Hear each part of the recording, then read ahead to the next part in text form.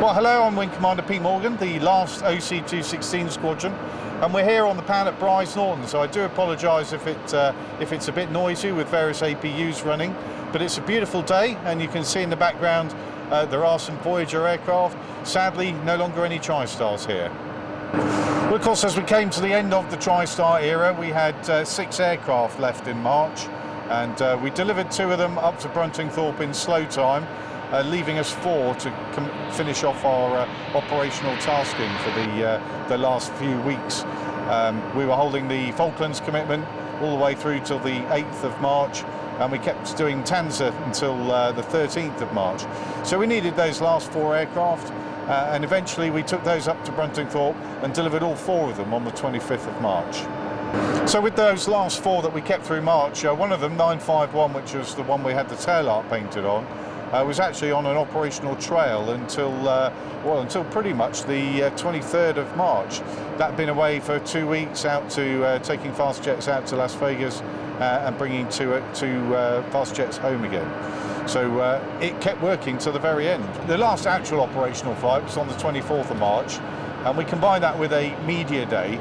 We had two aircraft flying that day. We filled one of them with enthusiasts. We had about 50 aviation enthusiasts on one aircraft, and then we had 50 members of the press on the other.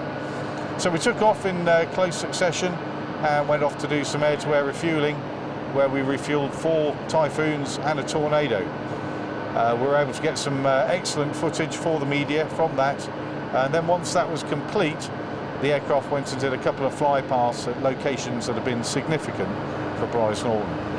So we went to Marshalls of Cambridge and overflew their airfield, and then we went down to Bournemouth Herne to overfly the Cobhams factory. Again, they have been significant in providing us all of our air-to-air refueling equipment. And so, having had an excellent weather day on the 24th, the 25th arrived, and that was the day we were scheduled to deliver our last 4 aircraft. Sadly, the weather wasn't quite as good to us, and Bruntingthorpe is an unlicensed airfield, and we need specialist fire and air traffic agencies on the ground to be able to use it legitimately. The weather, we'd hoped to leave the first 2 aircraft at 9:30. We would have had a 125 that would have ferried the crews back to Bryce and then taken the second wave about 12:30. As it turned out, the weather didn't really clear till coming on 2 o'clock in the afternoon. So we got the first wave in. They were delivered safely to Bruntingthorpe, but sadly our promised lift of a 125 failed to materialise, so the crews had to jump in a minibus and travel all the way back to Bryce.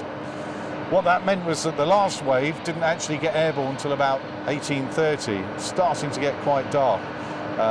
We managed to get up to Bruntingthorpe as quick as we could, but the last aircraft to land, 951, landed pretty much with only 8 minutes to go before official night time.